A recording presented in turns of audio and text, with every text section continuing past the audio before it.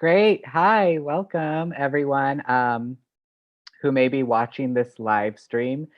Um, it's on a little bit of a delay, so probably if you're reacting to things, we'll know about it a little bit after you see what's happening. But I just wanted to do a quick introduction. This is a live play reading for Cavers and Cowboys. I'm Kevin Sparrow, and I wrote this play. It's one that I've been working on for a few years now, and wanted to put together a reading for it and work on it developmentally, and to see where to go with it. But I'm excited to have, kind of gathered a group of readers, actors, fabulous humans, from all around Chicago, actually.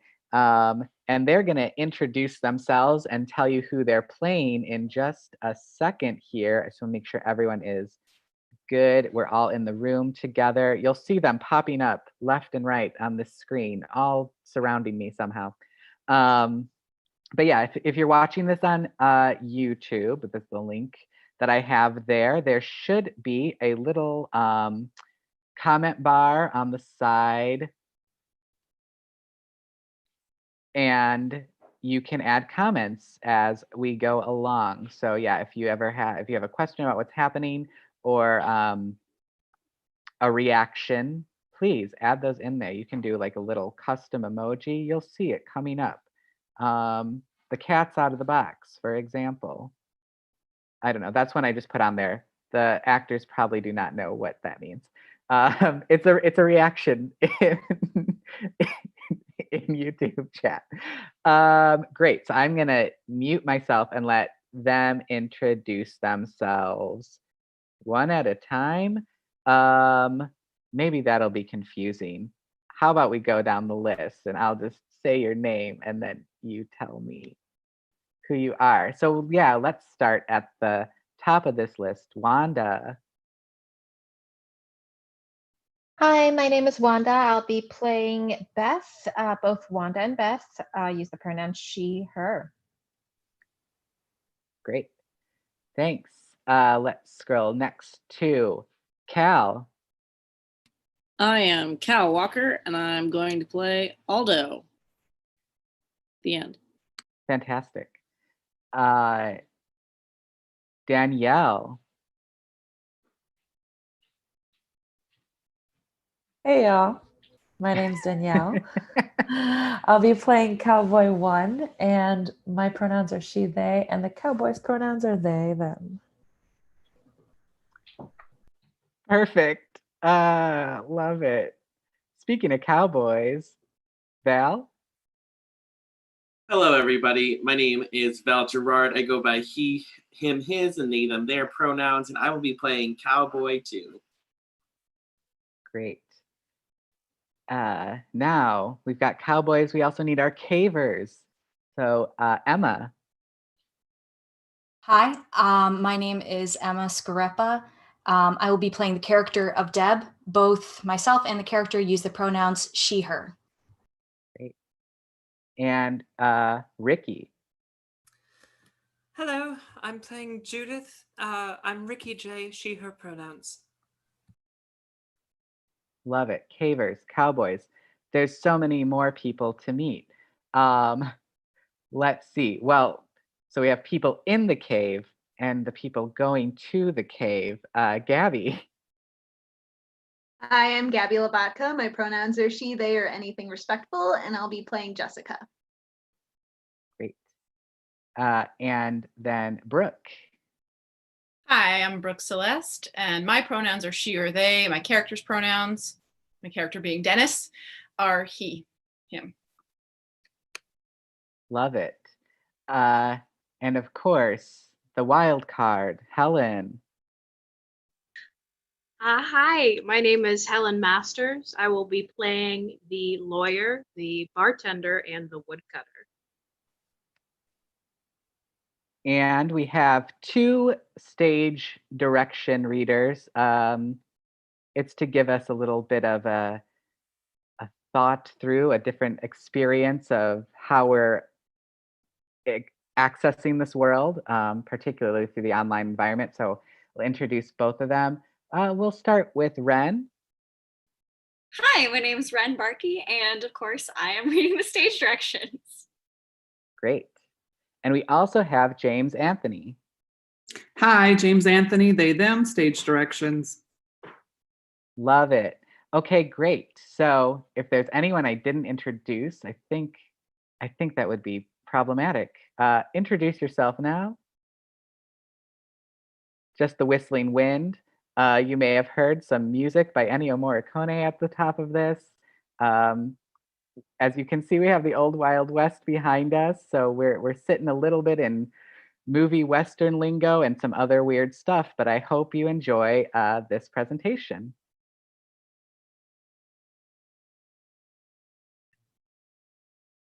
Cavers. And Cowboys. A play in 2 acts. Lawyer appears on stage. This can be in front of a curtain or an empty vastness.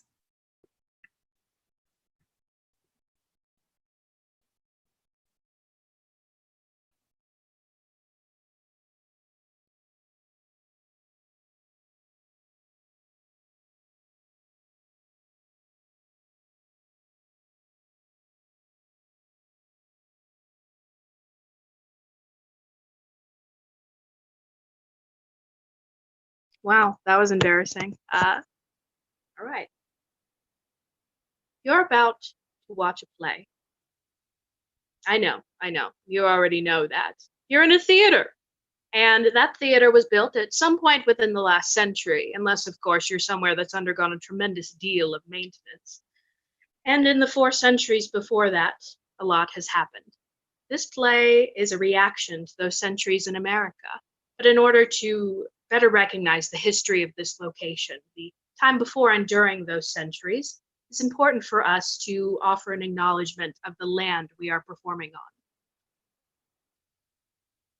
This play is being performed on land stolen from the Miami, the Illinois, the Peoria, and the Potawatomi. We recognize the life, voice, and struggle of Indigenous people across the United States and throughout the world, both historically and in our current time. Thank you. Lawyer exits. The stage is split by 2 partitions. Stage left is a movie theater. 2 rows of seats are visible, facing stage right. A line of string or black cloth indicates the screen. Stage right is the interior of a cave. It is dark. Jagged forms jut from the ceiling and floor in silhouette. A semicircle formation of rocks sit upstage left.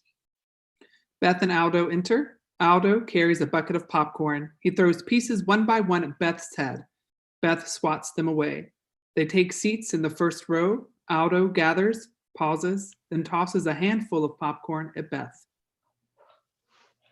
Oh, stop it, moron. You're the moron. Who picked this show? Cowboys? How generic can you get?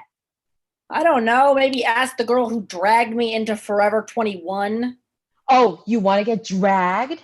You're named after a shoe store, Aldo. Shut up. Beth and Aldo continue to quietly bicker as they wait for the movie to begin. They ad-lib a few very cutting sibling insults. Jessica and Dennis enter stage right, flashlights attached to their headgear. Dennis holds a consumer-grade video camera, eyes focused on the monitor. Jessica looks up. Tacky bat droppings cover the top of the cave. Are you able to see anything with that thing? Uh-huh. What do you see? Like large black shapes, some of them pointy? I put the night vision on. You put the night vision on. So large pointy green shapes then. We're in the wrong cave. That guide, bless him, did not give us quality directions. This can't be the cave. How do you know? It's too new, too clean. The cave should look older. Betty White old or Meryl Streep old? No. Cave old, not person old. There's no stalactites obstructing our path. Should be raining guano. These are the signs. They start out as tiny accumulations and they turn into magnificent chambers. Fascinating. Are you sure this isn't the cave? Because that batshit up there looks pretty dense. I mean, guano. No, I mean batshit. What in the world is up with your batshit obsession?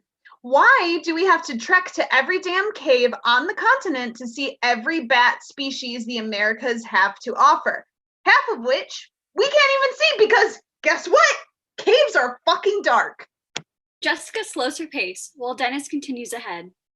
This is the last cave. This is the final spelunk. I know I've said that before, but definitely I am done with this shit. Have you ever even read Plato? Caves are the things you're supposed to get out of with the shadows and the forms. You are evolutionarily backwards. You are a genetic hillbilly. My grandmother was right when she said I'd be living in a hole if I married you, only she wasn't being literal. But here we are. Lifestyles of the rich and famous. Beverly Hillbillies motherfuck. Let's vacation somewhere normal. With sun. People call me Vampira at work. They ask me how Transylvania was, you dipshit. Oh, it's just balmy this time of year, I say. Oh, I just got food poisoning from a piece of garlic bread. Is that what this is about? You're trying to batten me up? Is that like your fetish now? Huh? Bat fucker? You're hung like a bat, so I can't say I'm surprised. Is that a woman over there? Jessica grabs the camera from Dennis and looks into the monitor. That's a woman in a dress. Let me see. Are you seeing? Hello? Woman in a dress? She probably knows who she is. Well, maybe there are more women down here. We don't know. Deb enters from the upstage left rock formation in loose red dress and pantyhose. She looks all around the cave. She squints as she approaches Dennis and Jessica. Hello, man and woman in construction worker outfits? We're in cave diving gear. Cavers. Don't call us that. Oh, cavers, of course. I am remembering something about the cave and people in it, something people did in the cave. What are you doing in a cave in just a dress? Is that all I'm wearing? Oh, no wonder I was so cold. You see, I couldn't see before, but now you're here with lighted hats, so now I can see. A, B, C. Did someone leave you here? I hope not. I was until recently with a John. I hope he hasn't gone too far. Oh, I get the picture. This is your workplace? Yeah, we can just go. I thought you said this was the cave. If you're sure, we should stay and... No thanks. So not interested in getting involved with an underground brothel. They might have a lovely bat whore for you, though. The way she talks, quite odd. I'm not taking English lessons from you or lessons in any skill set you have unless I really get down on my luck. Dennis, come with me now or walk back to town. There's a town? I think that's where I wanted to be. Of course, better clientele. But first, one has to get out of the cave, and there's a process for doing that. It's not simply a matter of walking, or is it? It was all in the book, Republic. Yeah, that's it. That's where the people and the cave were. I was just talking about Plato. Strange that you've read it. Well, it was the only thing I could read for a while. Are there more books like it? I would like to know that Plato man was aiming at. Jung discovered archetypes, which were really Plato's idea first. You have to give him credit. Jung. Like hung? Like a bat. Opening movie credits music plays softly, a hyper-Western theme. Jung, hung, lung. Lung. You really think about your lungs when you say the word lung. Or do you? Perhaps only I do. What are you doing? Just traipsing through the alphabet with Young, which, by the way, is pronounced Young. It is? Yes. I'm the one with the rotting psychology BS. You're the one with the rotting MBA. Rotting MBA. Modeled DNA, bottled TNA. Why do you keep doing that? I'm sorry, what am I doing? The letter thing, the switching the letters to make new words thing, the talking that you're doing. Oh, that. John and I do it all the time. Well, part of the time. It's a tart of the prime. Why haven't we left yet? Well, you're supposed to see the shadows first, aren't you? What shadows? You can't see shadows in a cave. I see them right there from your light hats. Hello. Great. Okay, we can see our shadows because of our lights. Now we can go. Oh, no, but then you have to see the form making the shadow. That would be the hat. How silly of me. It was so obvious, I almost missed it. The light of enlightenment coming right out of your heads, so you are to be my guides out of the cave. You can come with us. Out of the cave. We're talking about going out of the cave?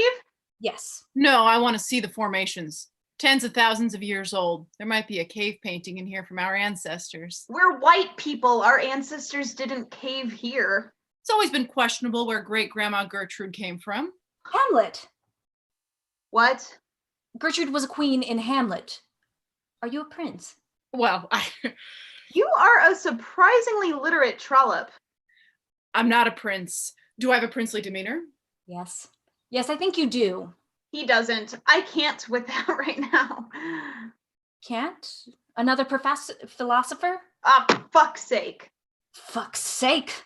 Suck's sake. Stuck fate. No, those T's disturbing. Jessica starts walking backstage right. Bye, Dennis. You have fun. Send pictures. Jessica exits. How do you feel about bats? I think they're quite friendly. I do too. Would you like to join me in finding a few? Sure. They walk up stage left. What types of bats are there?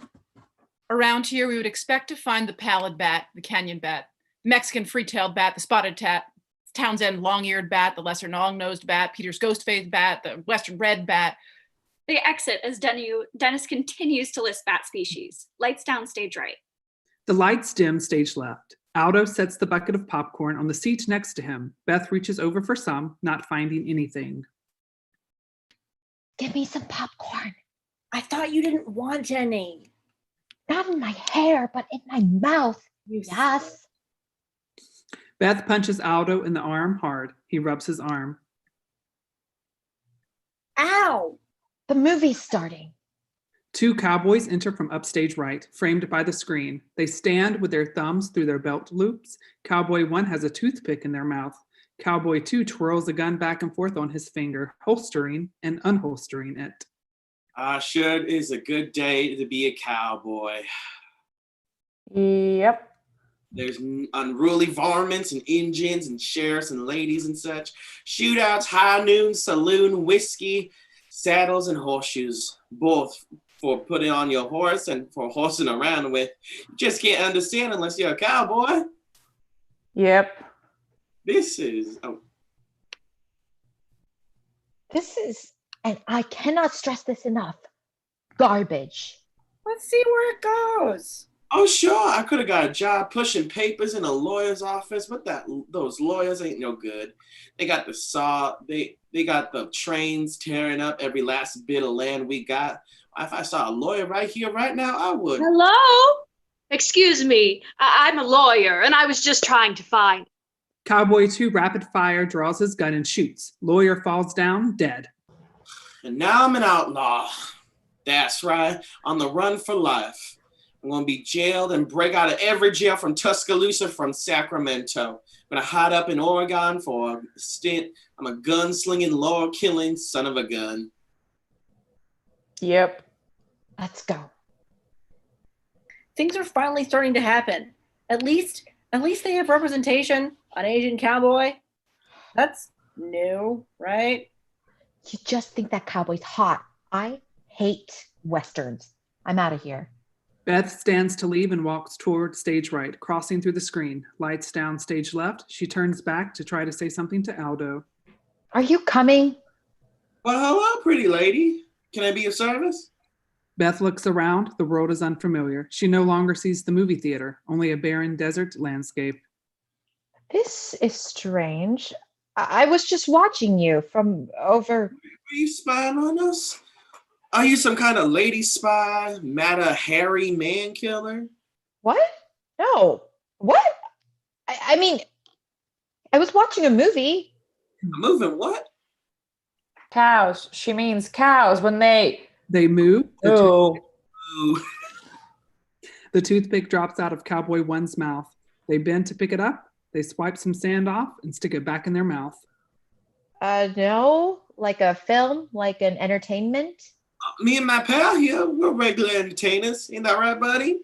Cowboy 1 hocks up in their throat, spits a large glob on the ground at their feet. Cowboy 2 laughs. Woo! There is gold in their lungs. That's my favorite joke. Never get tired of it. So, you're real cowboys then? Well, hell, what do you think we were made out of wood? Cowboy 2 knocks on his head. Cowboy 1 knocks on their groin. Okay, yeah, it's just I've never met cowboys before. Were you with that lawyer? Oh no, of course not. Lawyers are hate him. You're all right, miss. Beth looks around some more. Where are we exactly? I got turned around. We're deep in the heart of the Mojave Desert. You know why they call it that? Mo want less. That's right, buddy. We're moving on to the Mo-won't Desert next. Want more, have less? You're quick, but I guess the desert does remind you of that fact real quick. She's a goddess and a succubus. A real heaven-like bitch. Could you not use that word? Heaven-like? You one of those godless Greek heathens? No, nothing like that. I don't think. I'm just joking ya. Any guy you want to bring or don't want to bring along is A-okay with us. Got my guy right here. Cowboy 2 reveals and pats a metal flask attached to his belt. This might be a weird question. I think I might have bumped my head, but what year is this? What year? Miss, you probably shouldn't be wandering around in the desert with a mind like that. It's 1885. Oh, wow. You talk real funny. Where are you from? I'm from all over. I travel around a lot. By your lonesome? What kind of lady travels alone? Any kind of lady who wants to, first of all. And second, I'm Annie Oakley, the famous sharpshooter. I'm sure you've heard of me. Cowboys look at each other, shrug. Well, I'm an entertainer too, and I go around the country showing off my skills. And Aldo enters, bumping right into Cowboy 2. They both fall to the ground. Ambush! Cowboy 1 casually draws their gun and aims it at Aldo.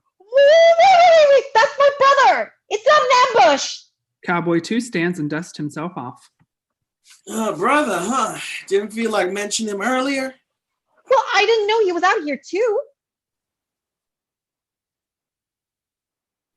Look, I was looking for you. Well, I was seeing you and trying to figure out how you got on the other side of the screen. And when I tried to find my way back to the screen, to the back of the screen, I was suddenly here. Screen? You two panhandlers? The term is pansexual. Thank you. He's talking about a different thing. Ugh, I don't care. I'm melding and I don't have any sunscreen. Let's get out of here. Beth reaches into her pocket and pulls out a chapstick. She hands it to Here, you delicate flower, SPF 40. You two don't look ready for the desert. I'm going to take you into town and maybe you can send word to your folks. Pal, why don't you scout ahead and see what our best route north is? Cowboy 1 nods and exits. Since you two don't have any horses, we're going to have to take the low terrain route. It's a little longer, but we're going to get there by nightfall. Get where? Town, of course. But we need to get back to the theater. That's where we're supposed to be. Only theater out here, we got the night sky. If you're not careful, the price of admission is getting eaten up by a coyote. Let's get back to town then. I'm sure they'll have a phone or a telegraph or whatever. Good girl. Let me just get my horse and we'll be on our way. Horse! Hip! Cowboy 2 heads off stage. Aldo and Beth hesitate to follow. This is nuts. We need to get back to that movie theater. How? There's like nothing around. We should follow that cowboy. I need shade. Yeah, the shade of that cowboy's D. Rolling eyes emoji. I mean, do we have any other option? We need to be careful though. He's got a hair trigger. I don't know if we can trust him. Okay, fine, but let's not lose him. They run off stage, lights out. Act 1, Scene 2. Setting, a different part of the cave. It is more cavernous and less craggy here. At Rise, Deb and Dennis enter, still talking about bats. That's a splendid specimen. They can track their prey up to 3 meters. Fascinating. Or is it? Am I fastened? Does that information stick me in place? No, I suppose it isn't fascinating, but intriguing. Or is that right? Is this adventurous enough to be intrigue? If I were a bat, yes, that might be intriguing, but I am a human woman. I suppose it might be best to say that it is curious. This is something about which I am curious. You want to know something else? There's so much I want to know, and there's so much I already know. I don't know.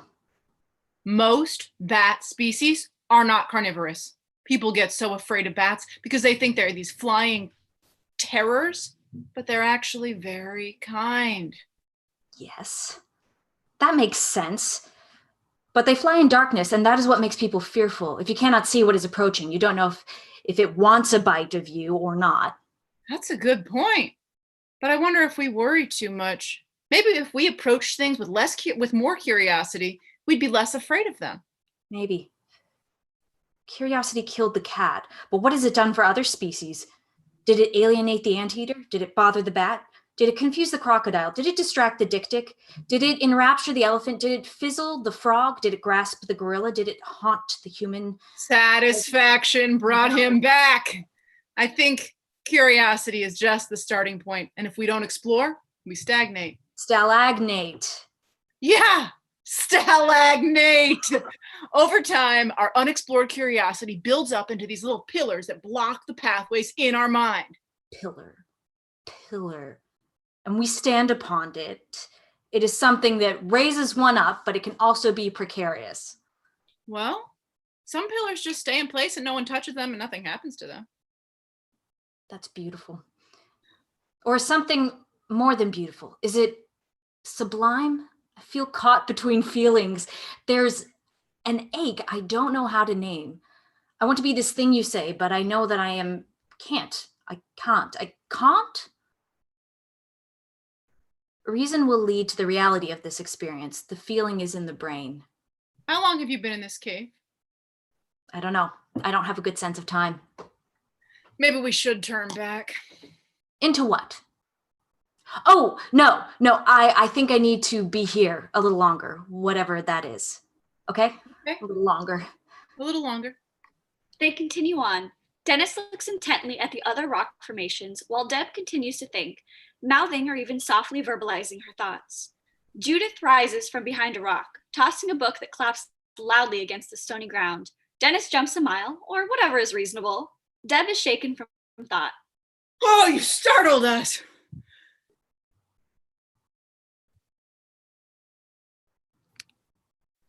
How do you know that? Because I feel startled. You're speaking for her too, but you don't know how she feels. Your patriarchal assumption is an outdated attempt at control. I didn't mean to assume. No, it was an appropriate assumption, not like the Virgin's assumption, questionably appropriate. I was startled as well. Were you? Or was your memory immediately retconned to make space for this man's worldview? Retconned, net-crowned, dent corner. John! No, I am Judith, and I will not stand for your transmisogyny. Vaginal transmission. No, transmisogyny. The systemic pattern of violence against transgender women stemming from patriarchy, heteronormativity, and cissexism. Is this a gender studies cave? It is now, you tool of the oppressor. This is so much new information. I must sit down. So, Judith, what brought you to this cave? I must have been brought. I'm a passive figure in my own story. Why did you make the choice to come here? Deb is partially correct. I was assigned John at conception, but after being separated from my feminine counterpart in this cave, I learned of my real nature as Judith. As to how we initially arrived at this cave, that remains a mystery. Me reigns a history. Pardon? I recall the reason for our cavery.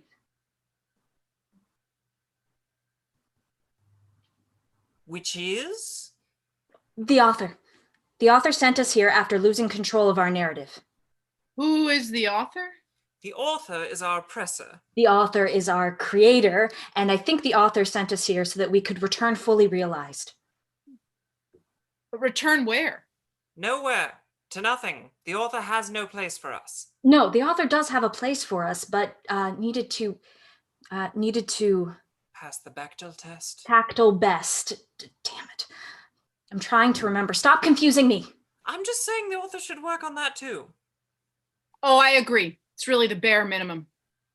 The author needed to transform us. Or needed us. And yet we're still here. I haven't transformed yet.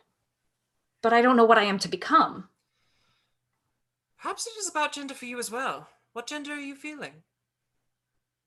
I feel like a woman.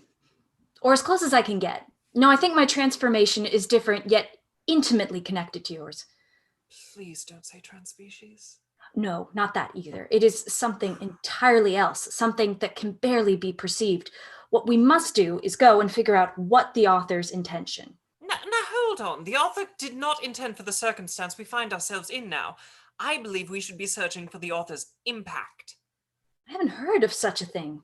The Proctor's effect? Author's impact. The cumulative odds on the world. But how will we find out without knowing what the author intended? Intention is dead. Impact is the only thing that matters. Well, who is he? The author, I mean. Where the hell did you find this man? The cave brought him. Maybe he was introduced by the author. Why would you assume the author's gender? Why would you assume the author has a gender? You are colonizing this cave with your cis heteronormative bullshit. Whoa, hold on. I misspoke, but I corrected myself, right? Here is a perfect illustration for you, Deborah. This man's intention was to find out more information about the author, but his impact was to throw a big he in where it does not belong. But I didn't mean, yes, in my mind, I pictured a male author, but it could just as easily be a woman. It could be a woman? Are you sure your intention isn't just to piss me off? Because that has most certainly been your impact. Oh, wow. I am in over my head. Yes, the cave does have that effect. I think it's really time to go. I think it is too. Yes, leave. You're undermining the integrity of the cave. Oh, Judith, I forgot how clever you were. What? Undermining in the cave. Exactly. If you received it as a joke, the impact is that it was a joke, and that reception is what I am trying to figure out from what the author has created. Who is receiving us? Well, him, for one. What impact are we making on you? Oh, I'm just confused. Dig deeper. When you first met Deborah, what did you think? Also confused. I thought, why is this woman in a dress sitting alone in this cave? But I was also relieved because someone else was around, and maybe that meant we weren't actually lost, Jessica and me. And then I was happy because Deb was interested in the same thing I was interested in, which is caves and things that live in caves, like bats. Oh, yes, the bats are really quite lovely. Yes, we all love the bats. So what is the impact Deb has had on you? I don't know, just a nice feeling. Well, I think we're hoping for more than just a nice feeling. I'm sorry, that's what I have. Oh, thank you, Dennis. I have a nice feeling about you, too.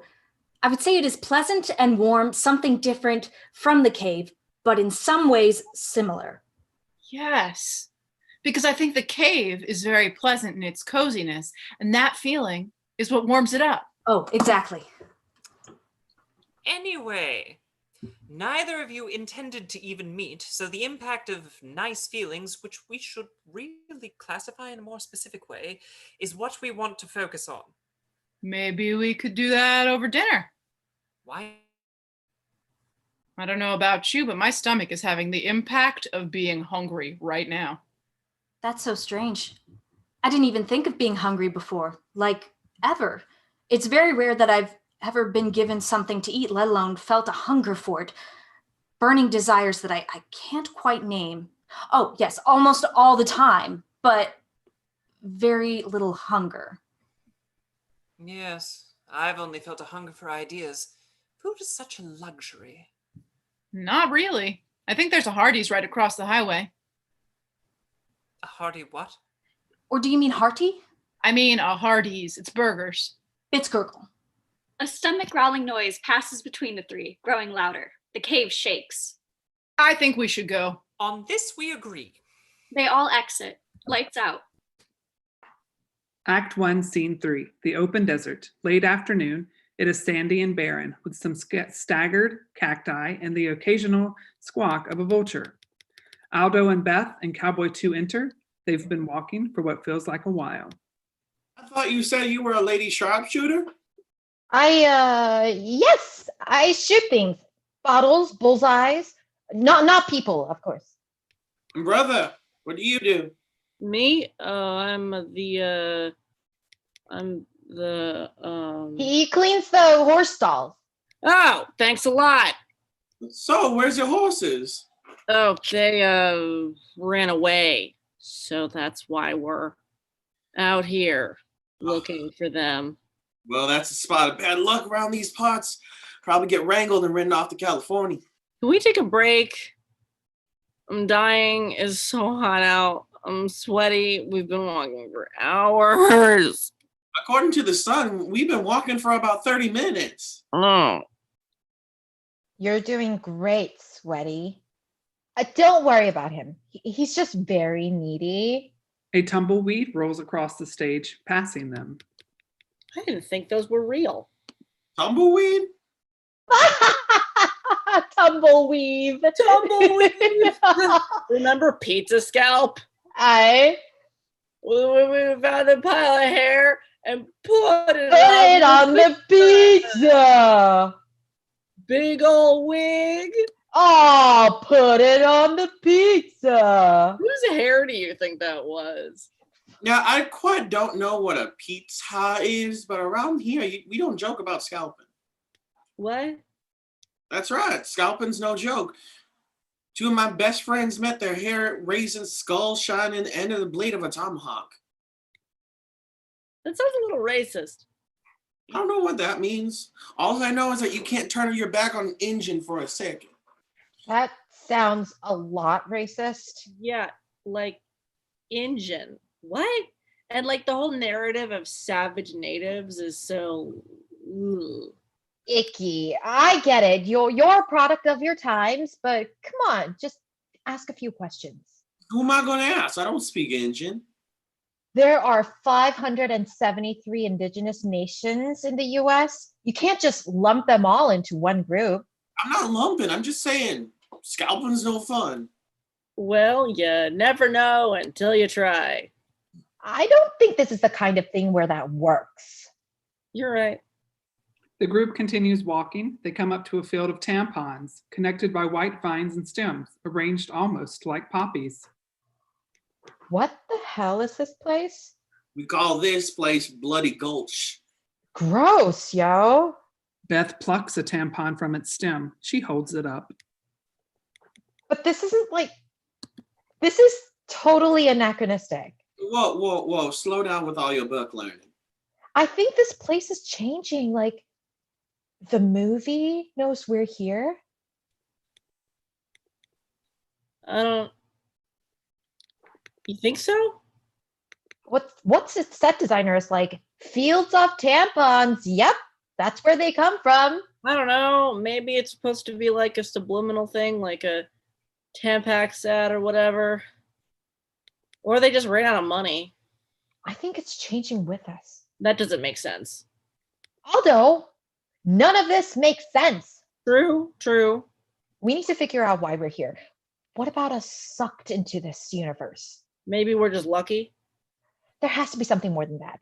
There has to be something we're here to figure out. If you think you have the werewolf all to figure it out, go ahead. Well,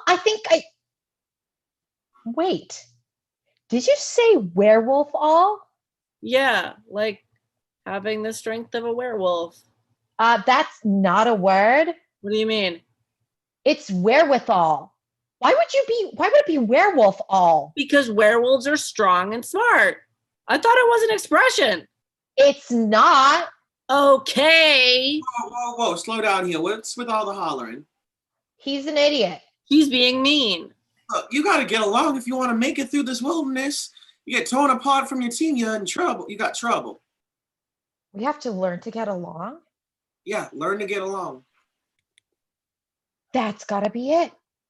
That's why we're here. What is? To learn to get along, stupid. You're stupid. This is not getting along. Look, you remember the never-ending story, right? Or like Labyrinth or Last Action Hero or whatever. There's always a lesson you have to learn before you can go back home. I guess that's the lesson. Before we go. Beth plucks up a few more tampons from the tampon grove. A handgun can be seen through this opening. Beth jumps back. Oh my God! What? There's a gun in there. What's with the hullabaloo? I thought you said you were some gun-slinging lady. Oh, right. I meant exciting. Gun times. You don't have your guns on you? No, I don't really like guns. You don't like guns? I mean, I love guns. Crazy about them when I use them for the show, and then I put them away. What if you need one out here? Oh, why would I? I don't know. Maybe a bobcat sniffs you out. Maybe you shoot yourself your dinner. Maybe you need to set upon by a band of robbers. Where I'm from, people are very sensitive about guns. They're very dangerous. People use them for the wrong reasons. Yeah, we had a whole school walkout and everything. It was like real activism. But it's your right as Americans to have one. Well, where we're from, people have different guns. This type of gun, and then guns that can shoot a whole bunch of bullets all at once. And there's a real problem of people using them on other people. Yeah, I mean, white guys. Sounds like you're living in a real dangerous place. Yeah, but this gun is going to move across the country and hurt more and more people. What are you going to do about it? I don't know yet. Gun control? But you say you were a real shoot 'em up girl. Thought you knew how to control your gun. No, it's not that. Gun control means controlling how guns make their way out into the world. When a bullet and a trigger love each other very much. I'm not joking, bitch. Look how fucking orange you fucking look. You two sure have a strange way of speaking to each other. It's just brother and sister stuff. Oh. I mean, don't you have any brothers or sisters? No. Or someone that you like to joke around with, but sometimes it's not a joke. Oh, never. Or just like, I don't know, someone that your mom also shot out of her vagina. Like, how descriptive should I be? You want to know why I hate trains so much? The damn railroads killed my family. My mom and pa brought me and my brother over here from China to work in the mines. Digging out iron every day, digging out coal a week later. Iron, coal. You know what happens when you dig into rock? Turns into little flakes you can breathe all in. My dad got real sick with black lung, and me and my brother started working on the railroad. 12, 14, 18 hours a day when we were 12, 14, 18 years old. Clicking, clacking, so much noise. Fitting the pieces together when you can't hear anything else but the clicking, clacking. My brother goes with his face and no sounds comes out. Clicking, clacking, and his face goes away. Just me and my mom. I went to the lawyers and tried to get someone to listen to get some justice for my brother, but they did not care. The lawyers just laughed me off. I didn't look like no American to them. Can afford to lose me. Toss the wook out because all the money comes from the clickety clack clack hoot madness that eats your whole family.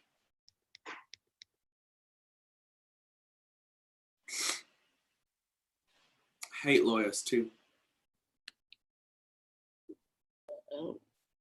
Wow, that is a more complex backstory than I expected. Let's keep moving. It's gonna get dark. The exit, lights out. Act 1, Scene 4. Setting, the open desert at night. A similar sparseness to the previous scene, but in the pale blue light of the moon. At rise, Jessica wanders around in the barren desert, talking mostly to herself. No, of course we needed to go into a cave in the middle of the night. Let's make sure not to separate the outside from the inside so we can be blinder than the bats when we come out. Maybe that was his plan all along. Just trying to slowly drive me to echolocation and hanging upside down, clutching our babies. Dennis! Where's the fucking car? If I came out the wrong side of this cave and the goddamn car is halfway around the earth and... Excuse me, have you seen a car out here? Look, caveman brains, I don't have the patience to decipher your code. You give me a yes or a no. What is wrong with you? You got lost on your way to the rodeo, you rotten-toothed tobacco chewer? Okay, you backwoods subterranean slobber pump. Help me find my fucking car or point the way out of this cave hell. Great. Thank you. Have a majestic night. Are you following me? Yep. Why are you following me? To see where you're going. I'm going the way you pointed, so you already saw that. I'm going to keep going. Please, feel free to fully fuck off now. You take care out there, miss. Thanks. Will do. There's a hungry coyote out there. Been getting hungrier.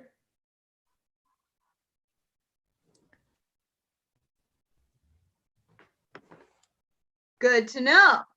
I've got a gun. Cowboy 1 takes out their gun and aims it at Jessica. They fire. Bang! Jessica jumps and turns back to Cowboy 1. What the fuck, Forrest Gump? Are you trying to kill me? Coyote. You were just pointing out the coyote? That's coyote. You pronounce the E, you hills have eyes haver. Coyote. E. Okay. Thank you. I just need to get to town. Is there anything at all you can do to help? I can do lots of things. Cowboy 1 twirls their gun, then returns it to its holster. Splendid. You're a real gun-slinging, coyote-killing, spittoon-filling ball of wonder. So let's go. I could use a drink. Cowboy 1 and Jessica exit. Lights out. Act 1, Scene 5. A horse stall. Night. There are a few wooden posts spread in an aisle with rope tied off to some. Hay lines the ground, some bales stacked to a corner. At rise, Cowboy 2 ties off the reins to a post. Aldo paces a bit behind him. Do you think she'll be okay? Who? Beth. I mean, Annie, or whatever. I'm sure she'll be fine. She's a walking, 50 yards? I know, but we don't know what all the rules of this place are. They change all the time.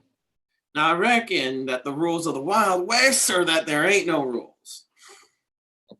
Yeah, I think that's why it's wild, right? Rules can't be wild. You're a bright one, aren't you? Ain't you? I'm studying econ right now. I want to be a brand ambassador like for Michael Kors or Yves. Eve. Saint Laurent? Hello? Like top tier brands, Hanny, not bargain basement, Filene's crevasse. That's a good plan, boy. Get yourself a nice parcel of land and brand those cattle. Become a big, wealthy prospector. Don't know nobody call themselves a specializer in it, though. Right. You don't get it. So, like, I want to be really good at selling leather goods and clothing items, I guess. Got some strange items on your body right now. That the kind of thing you're trying to sell? I mean, it's just my style. I'm just joking with you. Wear what you want. Oh, hell, don't wear anything at all. Cowboy 2 laughs for a bit, but notices Aldo isn't laughing. Awkward silence. Yeah, leather's just fine for some folk, but you know, I like to ride bareback. I like that real smooth feeling between my legs. That's nuts. You take the saddle off the horse and you become one. Another thing you just can't get with a train. Right. Horse riding. That's what I thought you meant. It's, I don't know, what's the word? Intimate. Intimate. You just like to repeat what I say. Got your own thoughts in there? He taps lightly on Aldo's head. I don't know. Full of them. Sometimes they just collect all together inside. Like once I dreamed I was supposed to go on a date with Zac Efron and Keenan Lonsdale at the same time. And like, gross. But I was in a total sitcom scenario. And also Zac could totally be my daddy, but not my zaddy, you know? So it's obviously Keen's. But then I'm like, who's going to take care of me and my needs when I'm all of 21? And so I'm split between the Ferris wheel because I had just watched Love, Simon and Zach's Date, which was on the beach because I had just watched this weird movie that Netflix recommended it. Oh my God.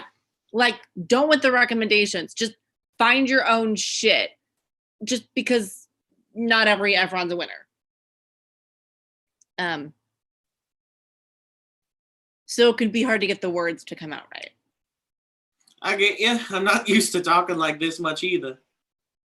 You and the other guy. You wouldn't holler to stop a snake bite. Snake bite. Gotta watch out for rattlers here. Rattlers. You get real quiet and then strike. I was wondering something. Like, if it came down to it, life or death, could you really suck the poison out? You gotta suck and spit. That's like the worst plug of tobacco you ever put in your mouth. That's why you need a buddy out there. You've had to do that before. Suck and spit? Oh yes. My crew got set upon by a whole family of rattlers once. We all circled up and made a whole chain to suck each other out. Do you ever does it make you feel what? I don't know. What you said, intimate. Does it like feel intimate when you do that? It's life or death on your good pal. Of course it's intimate. But do you never mind. Look, you gotta learn a lot from keeping those thoughts inside until you got all the words for them. You don't need to cut yourself off so much. Aldo nods. Cowboy 2 nods.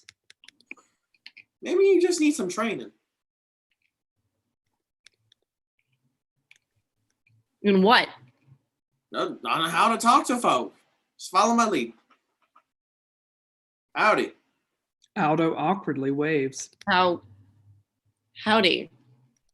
Cowboy 2 performs a circle motion in the air like throwing a lasso. Aldo follows along with the motion. Wrangle. Wrangle. Cowboy 2 grabs Aldo's arms and pins them behind his back. Hog tie. Hog tie. Wait, are you calling me fat? No, I'm just showing you. You take the arms and you tie them to the legs like this. Cowboy 2 pushes with his foot to the back of Aldo's knees to make him kneel. Why would I need to know this? To get along, little doggy. I thought I was a hog. No, it's a saying too. You gotta know what they say to get along with people. Loosen up your tongue. Loosen my tongue. Like this. La, la, la, la, la, la. Let me see. Cowboy 2 leans in close to watch Aldo move his tongue. La, la, la, la, la. Cowboy 2 kisses Aldo. Oh, doggy. Tongue's loose. Now that's not what I was saying was. You're saying too much. Aldo leans back into Cowboy 2. They kiss again. Well, this is a new one for me. Being hogtied is new for me. Think I might like it. But you can let go now. Cowboy 2 lets go of Aldo and quickly paces away. That just ain't right. What ain't? Kissing a man like that? Why not? Don't know. I never done it before. I didn't think it would happen. Well, it did happen, so it could happen. It did happen, so it could happen. But I never thought it would happen. Have you ever kissed a woman before? Well, of course well, now that you say it, no. Never kissed anyone. Just always had a feeling that my kissing would be with a woman. Well, I've never kissed a woman either. You ain't? Is that the right usage of ain't? Now, hey, who's the cowpoke here? Cowpoke. OMG. What's OMG? Oh my God. You religious? No, it's just like a get along, doggy. It's not really about God.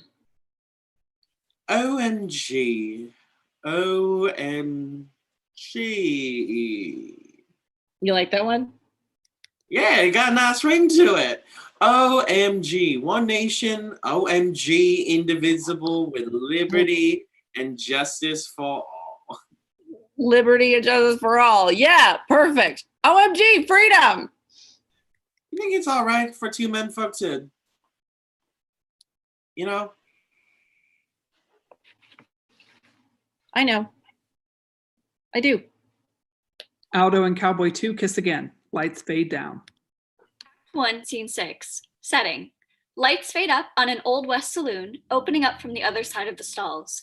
A long polished wood bar sits to the left, lined with 3 to 4 wooden stools. A sign above the bar reads, Sal's Saloon. A wooden staircase opens up to a balcony, leading off to a second floor. Wooden tables and chairs sit in disarray with decks of cards, half-finished steins of beer and shot glasses, and, at rise, a bartender polishes glasses behind the bar. Jessica and Cowboy 1 enter. Cowboy 1 saunters right over, sitting down in their usual spot. Jessica is a bit more cautious. She takes a look at the bar stool and decides it looks up to snuff. I can't believe I lost the car and the highway and maybe even the whole goddamn world. Where are we? Cowboy 1 points to the bar sign. Yes, I can read, you prick. Or do you want me to read it for you? Are you illiterate as well as irritating? Sal's Saloon, what a stupid fucking name. Cowboy 1 holds 2 fingers up to the bartender. Bartender sets down 2 glasses and pours brown liqueur into each of them.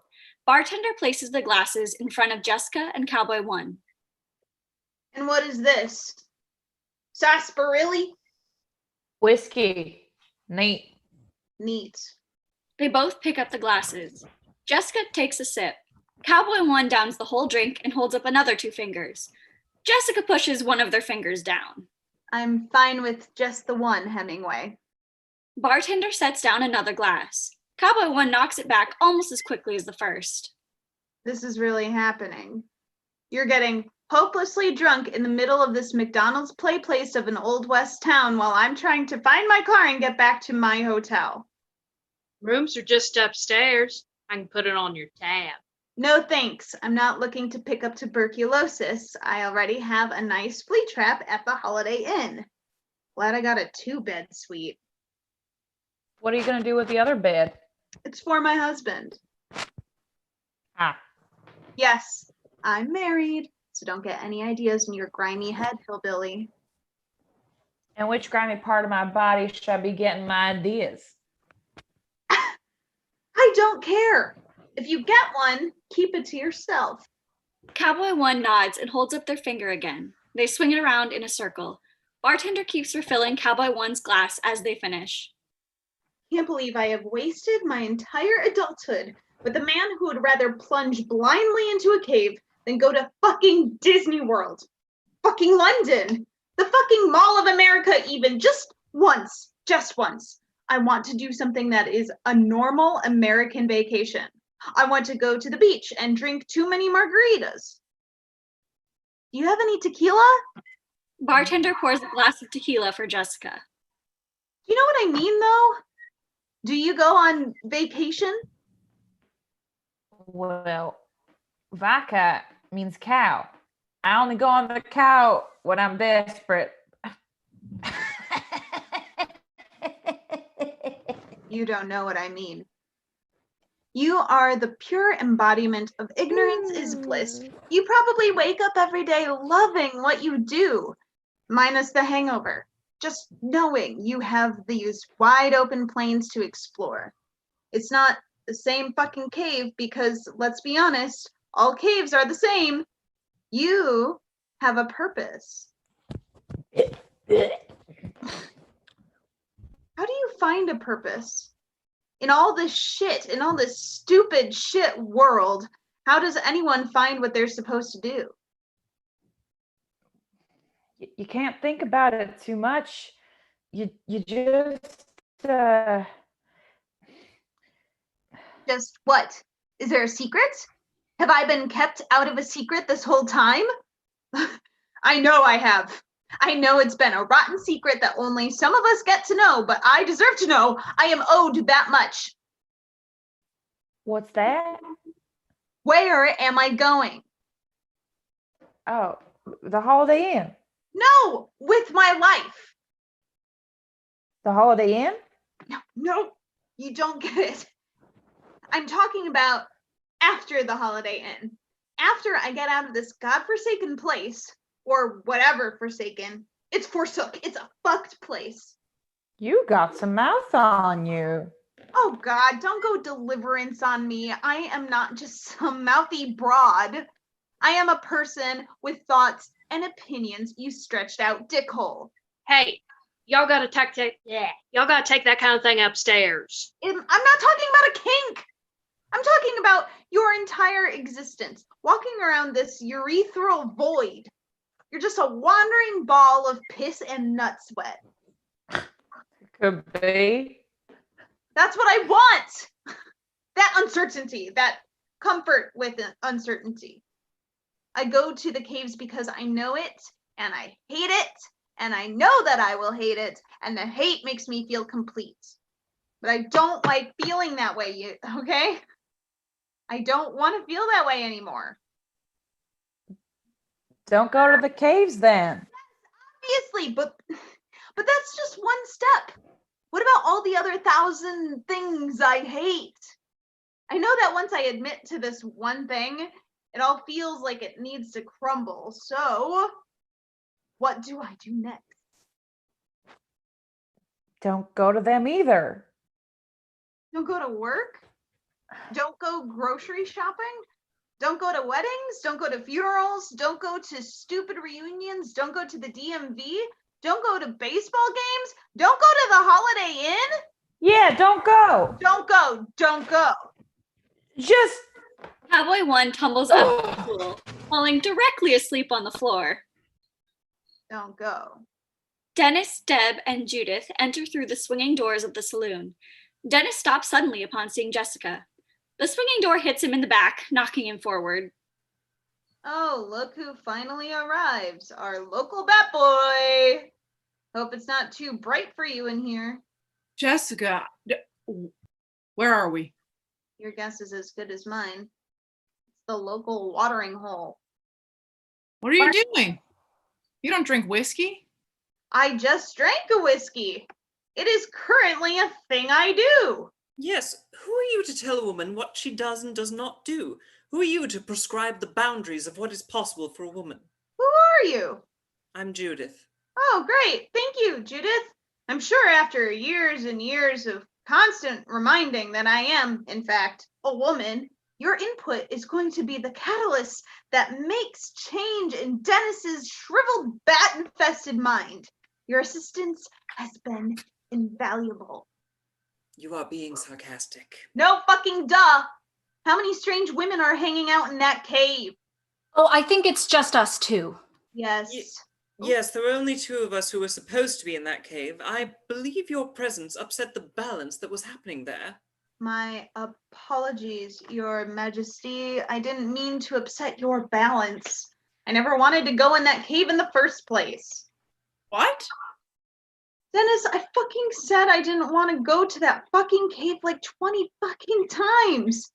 Remember when I left the cave? Kinda. Sorry, a lot of things happened and I got distracted. Nothing gets in the way of that bat fetish, does it? You think you're the only one with interests and hopes. You know what I hope for? A real adventure. I want to go on a cruise around the world. In a little dinghy. No, a catamaran, just totally open. Well, you'd probably die of exposure if you were... That's not the point. Just let me have a desire, okay? Hey, okay. Yes, desire. It is a feeling, but it is also a destination, but one that you can't ever reach because then it is no longer a desire. It becomes something more. It becomes a prophecy. Prophecy. Yes, we already have something to fulfill that which we don't understand, but our desires will lead us there. The author knows this and wants us to find our way to our destiny through our desire. The author wants us to make it manifest. Manifest destiny. The author wants us to manifest destiny. Oh, that's terrible. The author is a bad person and probably a man. But we were just saying how lovely desire was. What is wrong with manifest destiny? Barkeep! Bartender pulls up a standing projector screen behind the bar. Judith walks over to a slide or upright projector and turns it on. The lights dim. Depending on type of projector, Judith flips through slides or laminate drawings of what she's describing. Manifest destiny. The 19th century belief that the US must inevitably expand westwards to new territories. Americans justified atrocious acts and entitled opinions by believing they had a divine right to the land and resources of the West. Lewis and Clark, those brave adventurers who made a path to the Pacific Ocean, were lauded as heroes to our modern conscience of American wherewithal, but really, they made a path toward the inevitable destruction of entire ways of living. One of the major turning points in Manifest Destiny was the Indian Removal Act of 1830. The rise of Manifest Destiny is also a contributing factor to the American Civil War that lasted from 1860 to 1865. Perhaps this is why the eastern seaboard looks like a man pissing into the Florida Ocean, because as we all know, when you piss into the ocean, the waves just roll that piss right back onto you. Judith shuts off the projector. Lights up. Bartender rolls up the screen and puts it back beneath the bar. Is that what the author wants for us? I am sad to think it is. And if that is the case, we have to defy the author. What the fuck is all this? What author? Beth enters. Hi. I'm looking for... Oh, that guy. He's the cowboy we're supposed to meet up with here. Who's we? Do you hear voices? No, I came with some other... My brother and another cowboy. My brother, and another. We have a poet. No. I'm just like explaining. We were walking in the desert and made a plan to meet up here. Yes, but where is here? I believe we're still getting our footing in this place. It's a saloon. Like the Old West, where the cowboys meet up and drink too much and getting into fights over cards or whatever. We suddenly hear or see a fight break out. A voice yells, "You're a cheater!" There's some scuffling and the fight dies down. It's you. You're the author now. What? You're the author of this whole herstory. That's I don't her story. No, it's true. You are the author because the original author must have died or not sold enough copies or something. And if the world changes when you walk into the room, it must mean you are what is changing it. But I've never written. I mean, I've always wanted to. Nah. Here, just go with me on this. What should Dennis do right now? I don't know. Dennis, what do you want to do?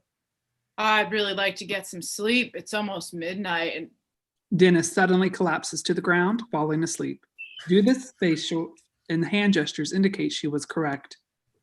That doesn't mean anything. Is this a prank show? You know that it isn't. You crossed through the other side. Okay, so what does the author do? Just like make some stuff up? Yes, like make some stuff up. Make me a strong female character we can all root for. And make me a strong female character who just happens to be trans without being the main focus of her story. That sounds like a lot. And make sure that nobody dies a tragic death so that someone else learns a valuable lesson about how time is fleeting, or that all that we can expect from life is its end, or that life is vague and mysterious. But life is vague and mysterious. Good going. Now we're all doomed. Doomed to what? Vagueness? You need to be a more authoritative author. It's part of the job description. Fine. Okay, we're in this bar and the bartender says, Last call. right. And we all order a drink. We each get what we want and the bartender doesn't charge us anything. Last drink is on the house. Bartender pours different liquids into 8 different glasses. There's only 6 of us here, and 2 of us are passed out. My brother and a cowboy are out like stringing up a horse or something. To get them in here, we should see who all the players are. Players? You don't mean dramatis personae, do you, Judith? Because a play would be just the thing. Oh, don't be arch, Deborah. Yes, of course. Judith has never been one for Shakespeare. It's a bit complicated. Okay, so that cowboy and Aldo just show up. Cowboy 2 and Aldo enter in partial stages of undress. Well, howdy! We got a real hootenanny right here. Oh my God. Right. OMG, y'all. The Lord is with us in this establishment tonight. And the cowboy's gay, I guess. Yes, I am. And he and Aldo are madly in love. Cowboy 2 puts his hand in Aldo's back pocket. Oh my God, we just met, Beth. Why are you like setting me up? Because I guess I'm the author or whatever. Oh, and the bartender's madly in love with me. Bartender laughs and continues to wipe down the bar. Or not. Who else can we pair off? My God, girl, is that all you can think about? You have this unlimited power and you just want to play kissy-kissy? I already done that. Cowboy 2 leans in to kiss Aldo. This isn't really the time, but I appreciate where your head is at. Look, Beth, I need to find my purpose. My first author failed me, so I'm going to need you. Yes, you are going to need me. If I'm the author and you're just a creation, then you're totally dependent on me. Ooh, Jude, maybe we should have eased off a little. Eased off of what? Oh, I don't know. That expression just came to me, but it doesn't make much sense now that I think of it. Eased off, teased off, seized. It just means stop pushing so hard. How it sounds to me is you need someone to get you to where you're going, right? But you don't know where that is. That's the closest approximation to correct. So anywhere will fit the bill. I don't think so, because we each need a scenario once we get there. We need our inventive lives to take their course, so you'll have to be there with us every step of the way. You can't just ship us off wherever you fancy. All right. So what kind of things do you want? I recently realized I want passion. That was the hunger. It was not for food, although now that that's come up, yes, I would also like food as well. but it is also the passion for some not edible thing, or perhaps it could be edible under the right circumstances. Okay. First rule I'm putting down. No one is a cannibal. Be careful with the rules. Oh, trust me, I am. Okay, Deb? Tell me more. When did you start to feel that passion? I guess when I met Dennis. Yes, he told me much about bats, and then he told me much more, and I didn't much care about the bats in and of themselves, although yes, I do care because they are very sensitive to habitat changes, but it was more because Dennis cared that made me care than caring for its own sake. So you like Dennis? Well, now I do. Okay, so you and Dennis can also fall madly in love. Excuse me, I'm his wife, Bimbo Breath. Oh, shit. And who the fuck do you think you are, just coming in and thinking you can decide everyone's life for them?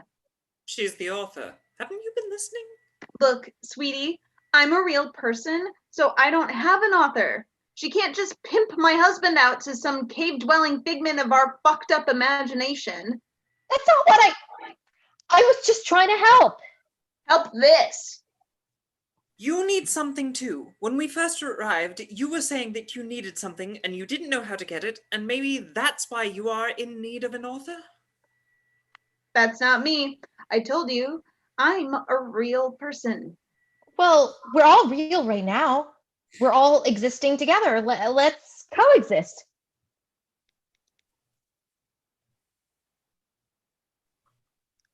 Right, Aldo? Oh my God, do not. What's wrong? It's nothing, just a bumper sticker thing. You wouldn't get it. Try me. I mean, that's what I've been trying to. Okay. Madly in love, but able to keep it in their pants? Oh, does that mean if Aldo wants to have sex, I have to describe it for them? Ugh, no. Like you would even know. Doesn't quite work like that. There are plenty of secrets we as characters get to keep to ourselves. Okay, well, that will be one of those things. Good. Stay out of my bedroom. You stole my bedroom from me, twerp. I didn't steal anything. I'm younger and cuter. It's mine by rights. That's not how it works. If we could, back to the story, please. Fine. So, Jessica needs something fulfilling in her life. And it doesn't have to be romance. Right, and not romance, but maybe, I mean, we have a bartender right over there, and whoa, that bartender looks really familiar. Hey, wasn't that the lawyer you killed? Well, now that you mention it. Bartender pulls out a revolver and aims it at Cowboy 2. Cowboy 2 instantly pulls out his gun. Cowboy 1 sits upright and trains his gun on Bartender. Whoa, whoa. Ah! Aldo rushes forward to block Cowboy 2. Cowboy 1 fires his gun into the air. Bang! Blackout. A second gunshot is heard. End of Act 1. Act 2, Scene 1. Setting, in the saloon. At rise, lights flicker back on. Aldo is lying on top of Cowboy 2. The bartender is gone. Everyone else is in place where Act 1 ended. Beth rushes over to Aldo and Cowboy 2. Aldo, are you okay? Aldo sits up and checks his body with his hands. Yeah, I'm fine. Did anyone get shot? Cowboy 2 sits up as well and checks himself. Not a scratch, not a screw loose. Wait, where's the bartender? Cowboy 1 hops up to look behind the bar. No one is there. Cowboy 1 shrugs. Guess we showed who the real muscle is. Or he's waiting to ambush us? Don't! What? You're the author. Control the narrative. Oh, okay. The bartender left, never to be seen again. That's a relief. What the fuck are we all doing here? We should just go. Let's just go back to our normal lives. What normal lives? There is no such thing. A life is just that. It is abnormal. We're anomalies. Listen, I hate philosophy. Dennis, let's get in the car and go. But we don't know where the car is. Go look for it. But it's dark out. Can't we just spend the night here? Yeah, we should stay here and figure out what's going on. But we know what's going on. We're lost. We've all come to this place separately, but for the same reason. We each need to find something. In the cave, it was like I was in a dream, but thinking of a different dream. And now I've been delivered to my real dream. Real dream? That does make sense. From now on, let's all try to work on making sense. Eh? Okay, not the dream that happens in sleep. We can all do that in our sleep. I mean the dream that is hard to reach and define, the one that you have to live through every day. The American dream? Yes, exactly. Or partially. It is expected that being an American means you have a dream. There was a whole speech about it. Yeah, kinda, if you mean Martin Luther King's I Have a Dream speech. And the dream is about freedom, but now we are in a situation where we have uncertainty, which feels like freedom, but it is actually constrained by someone else's planning. I don't know what drugs you're all smoking. The American dream is about failing upward. I've just been dumb enough to latch my chain to a ball that rolls downhill. Wait, do you mean me? No, I mean baseball. Of course I mean you, you putz. Well, I'm sorry you feel that way. I thought we were doing all right. We both have stable jobs. We got our 2 weeks of vacation time each year. We're paying off our mortgage. We don't have kids, sure, but you never liked kids anyway. We're doing just fine. We're just sitting in the warm piss end of the pool. I'm not satisfied. What do you want? You want a mansion, a sports car? Is there anything I haven't done as a husband that you want? I don't want things. I want experiences. I want life out in the world. I've told you this and told you this, and you've let it rot in your ear and build up to this moment where I have to say, I don't love you. I haven't loved you for a long time. And now that I say it, I know it's true, but it also felt good to have that secret, to know that I didn't love you this whole time right under your nose. That seems so mean. Well, I'm a mean person. No one will let me own that, but to hell with it now. I am a mean person and I am okay with that. What I have wanted is just the ability to express myself. I don't need to try to get along with anyone. It's my right to be rude and inconsiderate. You gotta get along. That's all we gotta do. Get along and to do what? Being nice to fit in has probably caused more damage to this world than all your everyday average mean people combined. That's just the truth. You've got a few mean people pulling the strings, but it's the nice people on the ground who really make the shit thick. Jeez, that's so pessimistic, but okay, we can work with that. That's just who you are. What would it take for you to live your best life? I need my own space. I need a lot of space. I need an island, but not a deserted island. An island with people who just want to acknowledge each other once a day and then move on with their lives. Okay, sounds like you want to live in New York. Sure, whatever. I don't want to move to New York. That city would eat me alive. We went on vacation once and I literally almost got eaten by rats. That's just not true. Then don't go. It's time to decide. Do you and Jessica belong together, or is it time to call quits? It's been 15 years. I never thought, I mean, of course one thinks about these things, but more as an exercise, not a should we. Yeah, sure, fuck it. Let's get a divorce. That's settled. Now, what about Deb and me? What is our purpose? Well, I don't want to assume anything. Maybe we can take it one step at a time. All right. You both came from the same cave, you said? Not exactly. We came from a book where we were lovers. Well, not exactly that either. We were almost lovers. There were a lot of machinations to keep us apart. Machinations? What's that? What are those? Them's my boots, and if you ain't careful, you're gonna be licking them. Hey, get a room. Cowboy 2 and Aldo take a beat to assess each other. Cowboy 2 gestures towards the stairs. After you. They go upstairs, exiting at the top of the staircase. Anyway, Deb, What were you saying? Judith and I were almost lovers. Well, John and I were almost lovers, and Judith is now, well, she's the woman, you know. Thank you. And the author had us trapped in dingy little 19th century London of all places. We were very well read on the page. Oh, yes, delightful. But also, because we were made up entirely of words, they transferred our meanings and usages to us from thousands of other texts. Of course, not all of them.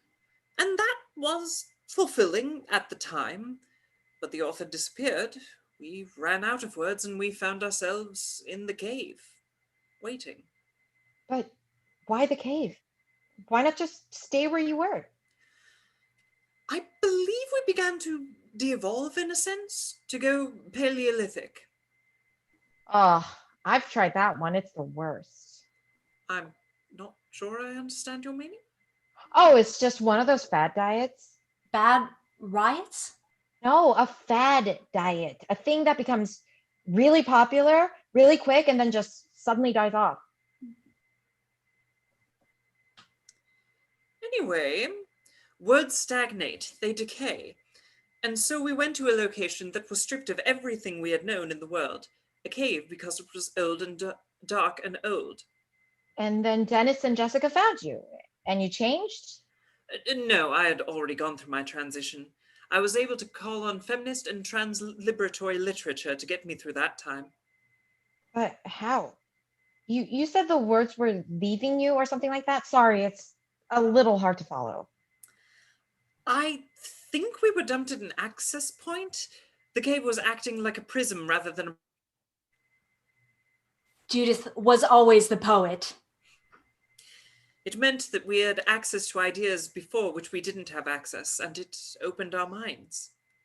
I don't know that I quite see it the same way.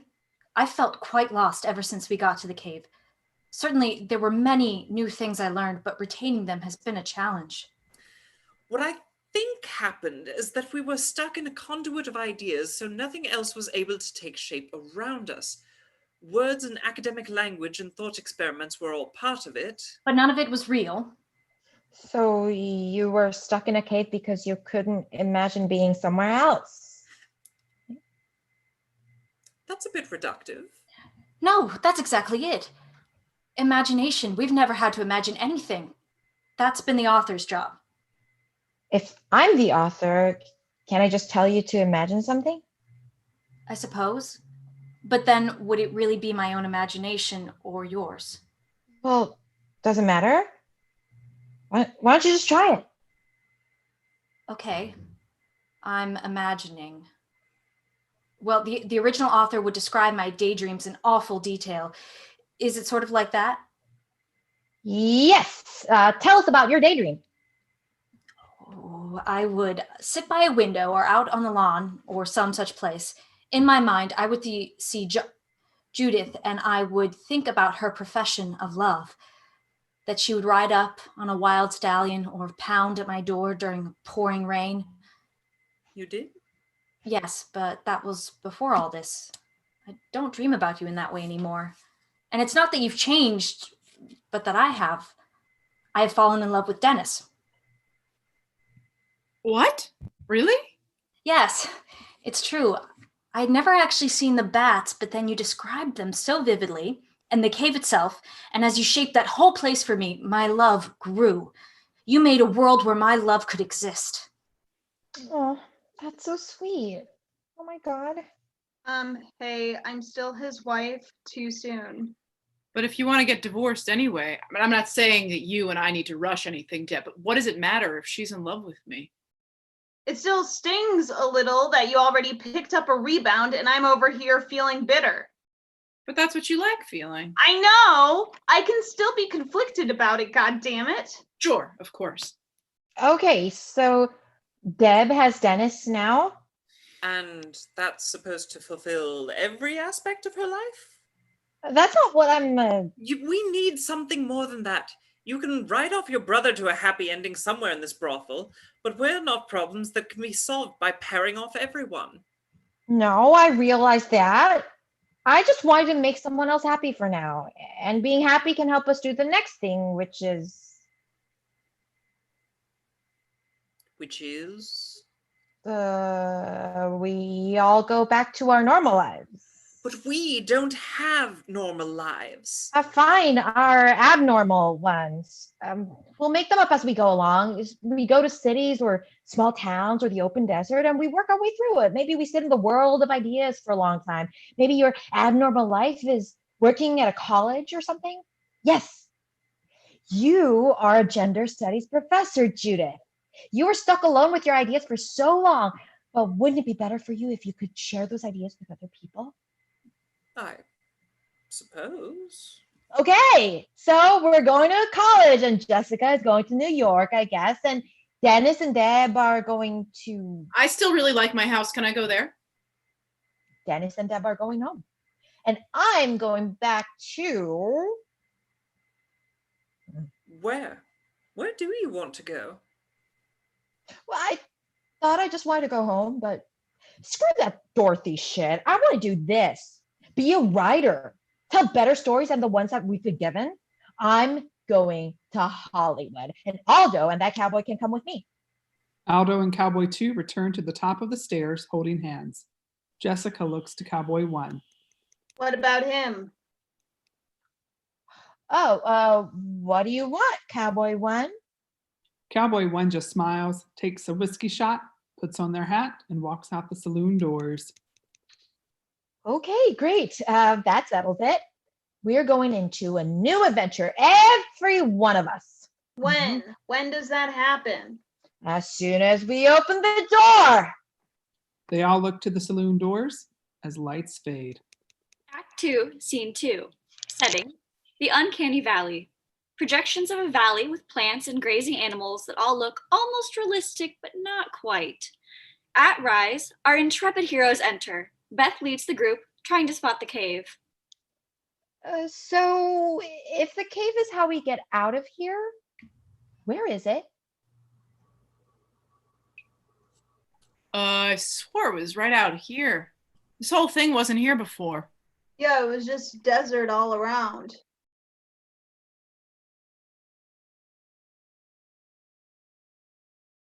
Hey, Cowboy, do you have an idea?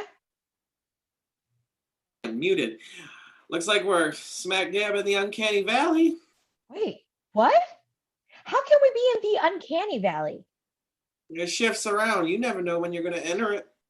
But it's not a thing you can enter? I mean, it's a concept, not a... Okay, fine. This is just part of it. This is all a plot to overcome. Is there anything we need to know about the Uncanny Valley?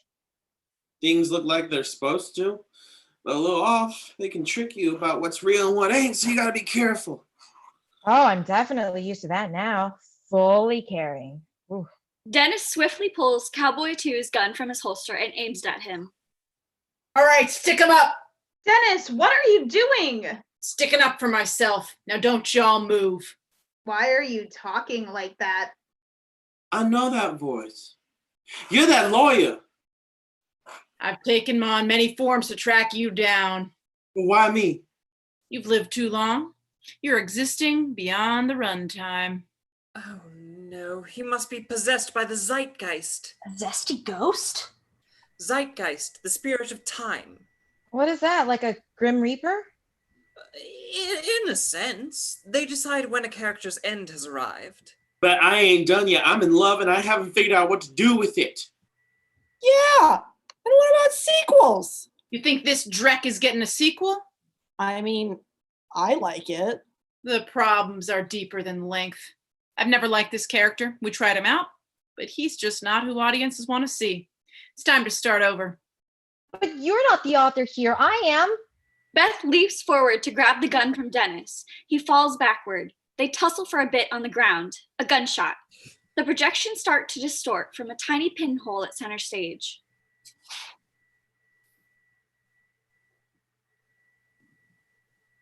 Beth, what's happening? Beth tosses the gun to Cowboy 2. She gets up and kicks a prone Dennis once. I don't know. Is anyone hurt? No, the bullet went into the valley. I ruptured something out there? What does that mean? I have no idea, but Look, out there, the animals are swirling. How do I fix it? Does anyone have a cork? Why? Maybe we can plug the hole. You idiot, this isn't a leaking ship. If we stick something in there, it's going to be sucked into oblivion. Isn't that obvious? Or are you that much of a cipher that you can't draw even one logical conclusion? Back off! There's no reason to berate Deb for her understanding, or lack of understanding. Regardless of how one characterizes Deb's intellect, she may have a point. Perhaps some type of plug is needed here. Or we could just keep walking away from the suck. But we can't leave this problem here just to keep growing. That's right. The Uncanny Valley is connected to every place else. We lose that, we lose ourselves. Oh my God, you're so deep. Cowboy 2 tips his hat, even if he isn't wearing one at the time. It's like, what does that mean? Well, it's like this. You can't have a reflection without a mirror, right? Or like a reflecty thing or some strap. If you've never seen your reflection, how are you going to know what you look like? Now, the Uncanny Valley, it's like a mirror, but a spiritual one. It has to be there. It's a dividing line. That's right. The uncanny is something that is almost familiar, but there is something just off about it that disturbs us. Without a baseline of disturbance, we don't know what is appropriate. So if we lose the Uncanny Valley... Volcanic Alley. We lose ourselves. And for some of us, that's all we got. Well, how the fuck do we plug a metaphysical sinkhole? Thoughts and prayers? We need a metaphysical cork? Oh, good. You're using my idea. Yes. Sometimes the author just needs to listen to the other characters. What is the cork? It's big and round. It's made of a tree, but not just any tree. Oh, a cork tree? How profound, how autre.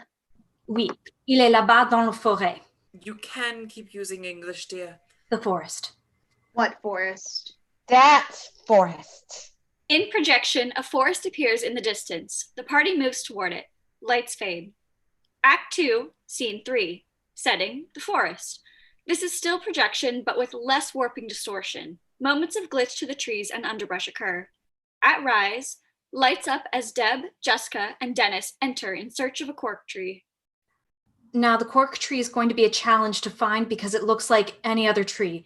I know its name, but spending my entire life on the pulp of a tree and then a cave means I don't have a good sense of what they actually look like. Great, we trusted the fuck up and she lived up to her name. Deb? No, fuck up. Don't be rude. There is always a need to be rude. When I'm not rude, we end up in situations like this. When have we ever been in a situation like this before? Your sister's wedding. Remember when we had to get your brother-in-law, well, former brother-in-law, sobered up enough to get into his tux and not throw up all over your pretty sister's $1,000 dress? Vaguely. Remember when those Mormons came to the door and you let them in and I decided not to be rude so that you could dig your own grave into polygamous bliss? Well, they were in our house for 2 hours. Well, I didn't know much about the Mormons. I thought it was a good learning experience. Remember when we stayed at that hotel near Grand Teton and that family had that obnoxious baby that cried all night, and instead of yelling at them, I went to the front desk, who never did a shit thing about it, and I didn't sleep all night, and then I fainted in the park and you didn't even notice, and that badger or whatever bit me, and I had to go to the hospital just in case I had rabies because I probably had rabies and you didn't know where I was until 10 o'clock that night? I'm sorry, okay? I'm sorry that I let all those things happen to you. You should be! You never think about me. Once you get out in nature, it's like I disappear. Like a ghost. Yeah, like, shut up! The zeitgeist? Maybe that's why it attached itself to Dennis, because he is in touch with ghosting. Or maybe his head is so empty it made the perfect home.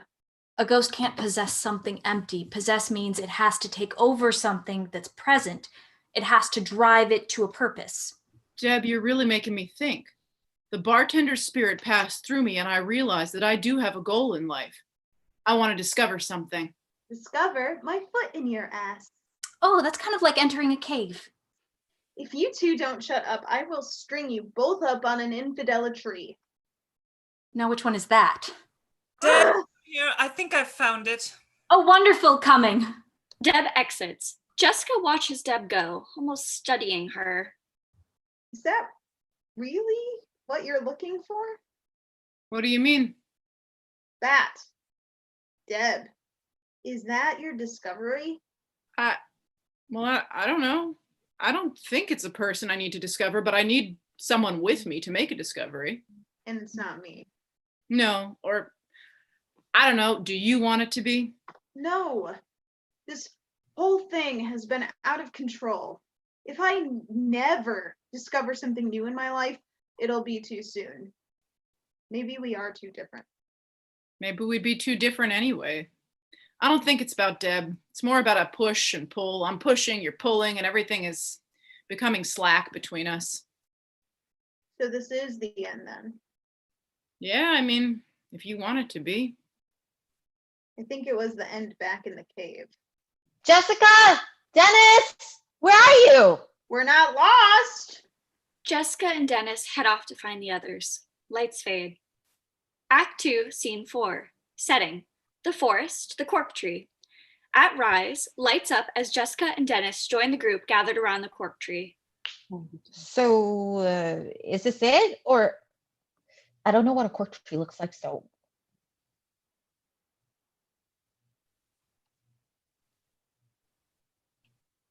Is a cork tree? Really? Sorry.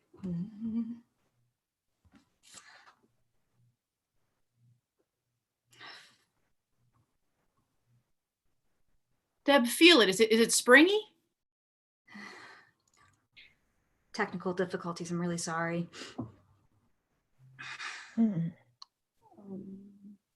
Bottom of 91.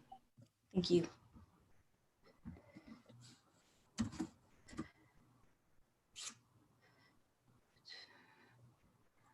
Now, yes, nor do I, but I feel its springiness.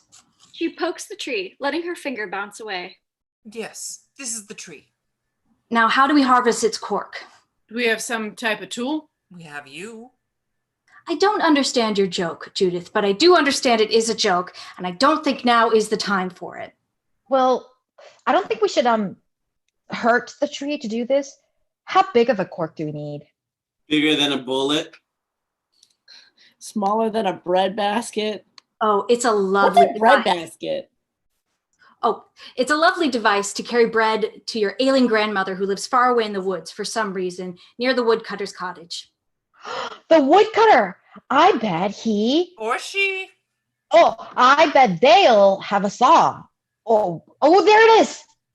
The woodcutter's cottage appears in projection. Let's just see. Beth walks over to the cottage and knocks at the door. The woodcutter pokes their head out from the doorway partition. Oh no, not you. Yeah, it's me. What do you want? Do you remember me? Yeah, you're the girl who knocked on my door while I was in the middle of breakfast and then seemed surprised to see me. You remember a couple seconds ago. Oh, yeah. Well, my friends and I need a saw to cut off some cork to plug up the hole in the uncanny valley. All right, what's in it for me? Not getting sucked into oblivion? Yeah, but if I don't get sucked into oblivion, I still got bills to pay, trees to cut, and impromptu wolf surgeries to perform. I think I prefer oblivion. Allow me to intercede. Yes, oblivion sounds good on the surface. It's a mystical place that answers one thing. Anywhere but here. But really, anywhere but becomes a here once you get there, and it creates its own problems. Or maybe the here you're leaving collapses for everyone else, which is unfair. We've all of us just trying to understand the here we're given. Even when I change my here, I'm still me. You'd still be you in your oblivion, and I doubt any happier. But perhaps if you help us and see how happy we become, some joy will be restored to your here. Pulling out from his pocket. Also, I've got $50. All right, I'll help you out. Which tree you want? That one right there? Yep, the cork tree. Woodcutter steps fully out from the doorway, saw already in hand. I'll clump, and I'll chop, and I'll cut that tree down. Woodcutter runs full force toward the tree and the rest of the group, saw raised high like a samurai sword. That doesn't sound like a woodcutter. That sounds like A wolf! Woodcutter suddenly transforms into a wolf. They pull over their outer jacket to transform into fur, setting the saw in place as their teeth. They tackle Cowboy 2. Cowboy 2 and Woodcutter fight. Cowboy 2 punching and Woodcutter snapping with their saw mouth. Dennis intervenes. The woodcutter chomps down with their saw teeth. Dennis stumbles back, the saw stuck deeply into his chest. Oh! The Woodcutter lowers their fur and transforms back into human form. Dennis! You fuck nuts. You thought you could escape me? I mean, yeah, what are you? Little old me. I'm the lingering hint of violence that's always around. I'm the reason you clutch your keys when you're walking home. I'm the reason you don't hold hands with your partner anymore. The reason you second guessed going to that concert. Now that I've finally gotten the blood that I need, I'll be off. See you in oblivion. The Woodcutter disappears. Oh, Dennis, why did they have to saw you in two? Not quite two. Oh, I don't know how to do math. 2/3. That's not enough for me. Aren't you going to do something? I don't know. We said things, final things, over there by the tree. What do I do, Miss Author? Shout at me like you're not responsible. You fucking do something. You fucking do something. No, don't. Oh my God, this is so gross. I mean, I'm sorry you're dying. Oh no. Aldo, shut up.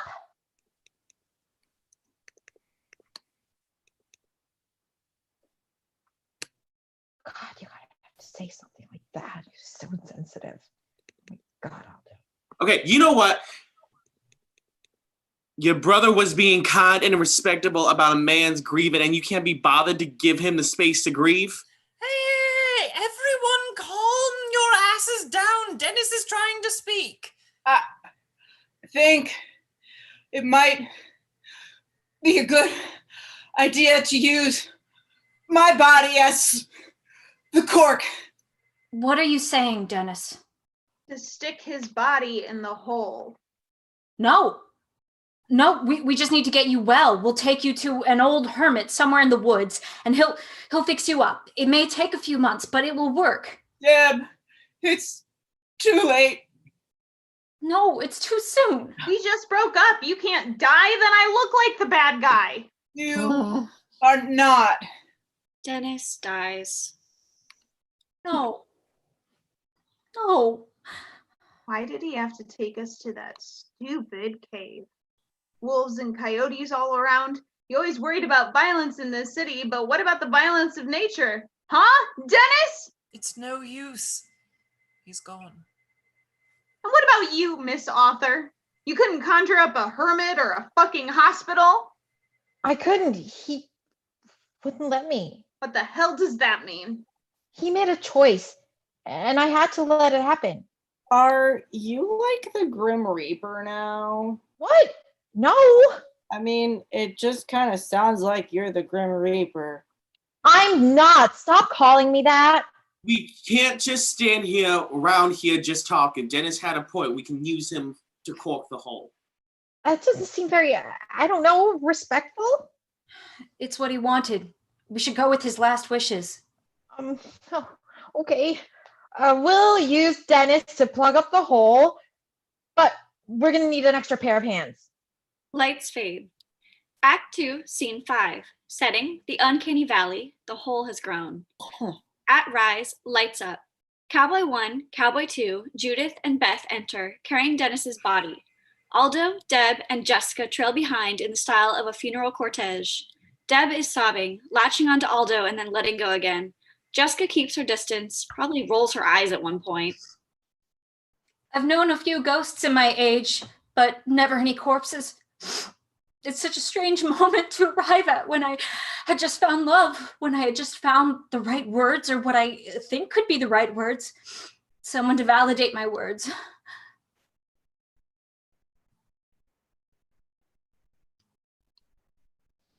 I'm sorry, hon. This really sucks. Sucks. Fake. Stuck. Fate. The tease. The treat. Did I prophesy the whole thing? You didn't do anything. You don't have that much power. You're just someone who was standing there when it happened. And so were you. Yeah, we were all there. It happened like 10 minutes ago. I thought my attention span was bad. It's not a memory problem, dummy. It's a problem of responsibility. We're all responsible. Yes, we're all responsible. We all knocked on that wolf's door and didn't know what it was until too late. What does that mean? Literally what I just said. We knocked at a door and invited that violence out to us. Ugh, and I gave it $50. Yeah, that was a bad plan. All right. So, leg first or head first? I think, well, I'm trying to be sensitive, but leg first because there's, more to stick in from that direction. You got it. They lay Dennis's body in front of the sucking vortex and move it forward until only the saw and his head can be seen. Everyone steps back. The vortex slows, the warping coming to a stop. The valley becomes static again. So, is that it? Are we all safe from oblivion now? For today, oblivion is still just beyond that tear. It's sucking away at the specific gravity of Dennis's situation. Things can hold together for a time when you fill them with something weighty, but they'll break apart again. So let's get out of here. Though you have a caustic tongue, I agree. We should leave this valley and return from where we came. It's the 21st century. You can't end a sentence with a dangling preposition, Judith. Fine. To where we came from. To where we came from. Everyone exits as lights fade. Act 2, Scene 6. Setting, the cave / the movie theater. The partition between these spaces has returned. At rise, lights up. Our remaining characters enter from stage left, re-entering the cave. Where are we? We're back in the cave. Our original setting. But that's not where we're trying to get to. We're trying to get out. And out is through the cave. Yeah, you can't spell through without out. That's like more complicated than it needs to be. Ugh. Everything here is more complicated. Everything complicated than it needs to be. What are we even doing here? I just want to go home or ride off into the sunset with Cowboy. I'm ready to ride. Hold your horses. If the cave brought Jessica here and the screen brought us, there has to be a connection. You're totally Velma-ing it. I can't see you without my glasses. That's it. Glasses. The author broke their glasses. It was the Scooby-Doo. No, that's right. They never finished the manuscript for want of a pair of eyes. Where did the manuscript stop? I had just come to the cave to rendezvous with Judith.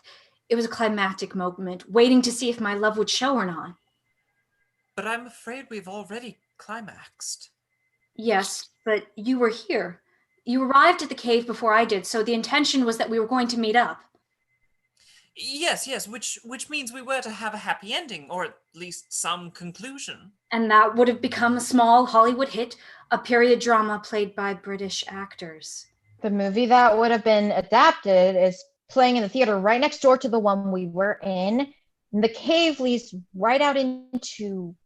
Sweeping spaghetti Western movie credit music plays. The group approaches the partition, cautious and hopeful in equal measure.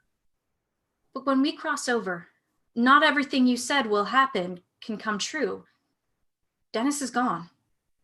He wanted to go back with you, sure, but he wanted to be back in reality. He wanted to bring you into reality. Oh, that seems so wonderful and terrifying at the same time. Well, can't be any worse than what we just went through, can it? Oh, I suppose the certainty will be nice, I spent so long alone and then too quickly lost my love. Maybe we can all become spinsters together. Eh, Judith? I would gladly honor the proud tradition of spinsters with you, Deborah. Yeah, I'm not doing that. Jessica crosses the partition, disappearing into the celluloid ether. Maybe I can go with you? I don't think I'll be the author anymore once we go back across, but I can be a navigator. Oh, yes, that would be delightful. Steer us a course. Judith and Deb cross the partition and exit. What do you think I'm going to be over there? Does that place change people like the Uncanny Valley? Sometimes people change in reality, but usually it's so tiny you don't even notice. OMG. OMG. Aldo takes Cowboy 2's hand. They cross the partition and exit. Beth looks back to Cowboy 1. He tips his hat and turns back. Exiting, stage left.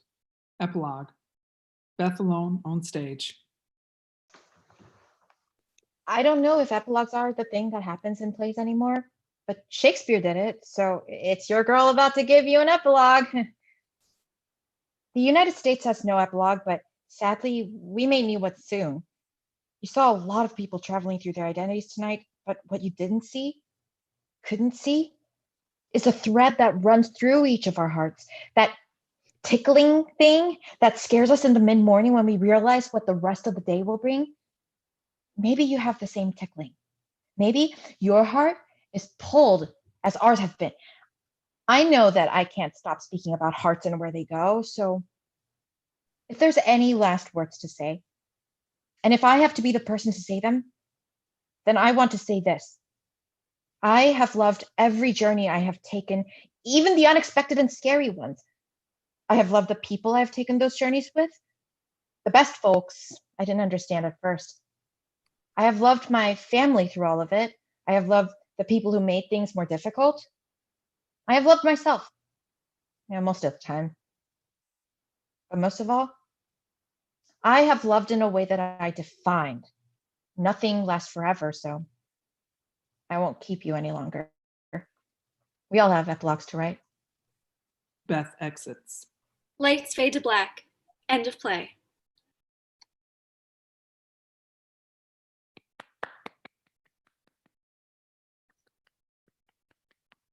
Great. Hi, everyone. Thanks again. Come out and take a virtual bow of some kind. I'll tell you, I asked people to give us an emoji bow. So we got 7 clapping hands. We got 1 winky face with tongue emoji. They're catching up to the very end right now on YouTube, so maybe they'll send us a few more. But thank you all again so much. And yeah, clap for yourselves, clap for each other. Oh, I see the claps on that apps in the corners. Gaby has one, Brook had one. So funny, love it. Yeah, thank you again so much for doing this reading. I know we're right at 4 o'clock, so I'm probably gonna just end the feed soon, but appreciate what you have to say. So for anyone watching, feel free to stay on or add any comments if you want to that YouTube channel, or you can reach out to me through the Facebook page. Definitely would love to hear your comments, thoughts, feedback. And if you want to shout out the actors, they're all here before us. So just look through or go back to that Facebook page if you ever want to reach out to them for any of your acting, theater, reading needs. Feel free to do that. Great. And thank you so much for joining us on this Sunday. And hopefully we'll see you all again